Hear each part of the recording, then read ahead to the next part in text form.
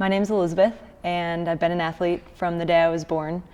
I have two older brothers, and we were always doing all sorts of activities. And I started playing ice hockey. It was my first sport I got into. Through high school, my interest in lacrosse grew significantly, and I knew I wanted to take it to the next level and play in college. And at that point, I was recruited out of high school and played Division I lacrosse at UC Berkeley.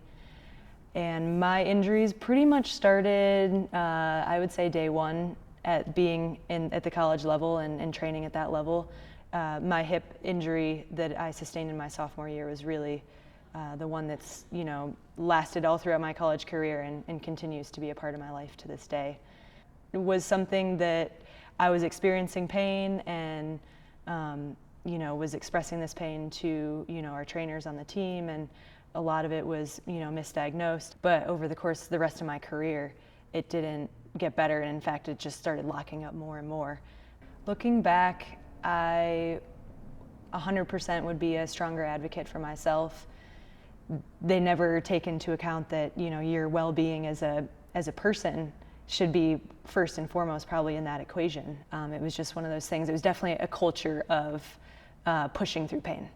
I think the biggest thing that we can all take away from those of us who've played at the competitive elite level, and those of us that maybe just played through high school but still experienced considerable injuries, is that there is a life beyond university and college and scholarships and all this pressure that we're putting on these kids to win and be successful. Well, the whole reason why I wanted to go to school was so that I could be a well-rounded adult. And I think I got the education, I got this incredible experience being a college athlete, but the one thing that I've really taken away from that is that I have this hip injury that has followed me around for years after.